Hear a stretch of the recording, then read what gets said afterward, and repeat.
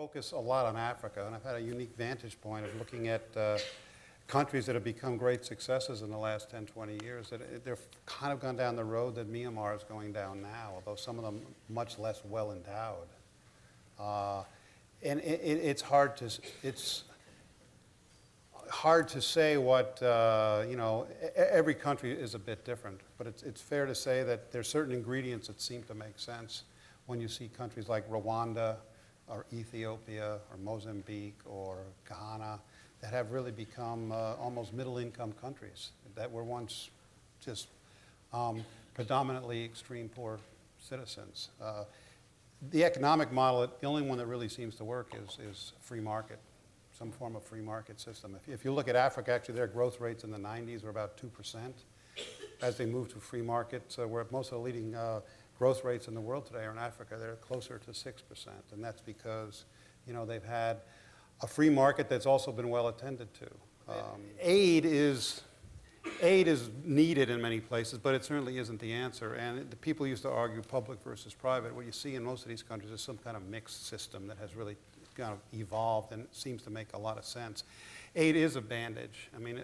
And it works well for things like medical emergencies. And it can work well for other things too. There's such a thing now as smart aid. We've seen a lot of, you say aid to most people, they think it's people throwing money away and burning it in the street. But in fact, there's a lot that has been learned in the last 10, 20, 30 years on the aid front internationally by many different players. And it can be effectively applied, but it all has to be within the context of a free market system with transparency, with a government that really gives back to its people in terms of health and education and so forth. And really the major ingredient is leadership. The countries that have succeeded really have strong central leadership. Look at President Kagame of Rwanda. This is a guy, he spends more time with CEOs of companies than he does with heads of state. When he comes to America, he goes out to Starbucks. He is engaging in what he called diplomatic business diplomacy, so to speak, which we saw the foreign minister do today, making a strong case for why Myanmar would be a wonderful market to invest in.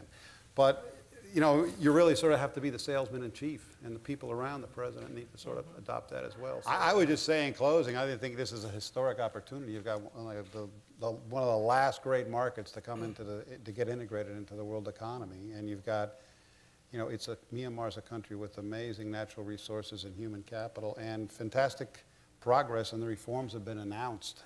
And you've also got the advantage of being able to look, as being one of the last markets, of being able to look at all the other countries who have gone down this road and see what has worked and what hasn't. And you'll be able to craft, I'm sure, and you are, a very smart strategy, sort of the last horse out of the gate in a sense. So keeping the train on the tracks, I guess, is going to be the challenge.